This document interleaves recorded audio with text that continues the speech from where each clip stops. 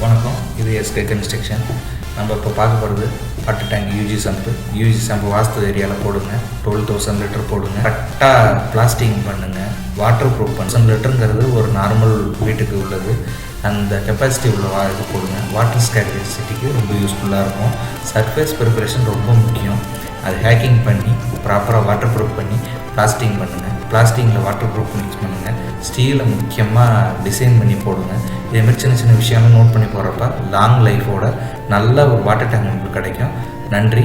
இந்த வீடியோ உங்களுக்கு பிடிச்சிருந்ததுன்னா சப்ஸ்கிரைப் பண்ணுங்கள். நோட்டிஃபிகேஷன் பெட்டில் ஆன் பண்ணிங்க. இதை கமெண்ட் பண்ணுங்கள். உங்களுக்கு ரிப்ளை பண்ணுறோம் சரியான விதத்தில். எங்கள் சேனலுக்கு ஆதரவு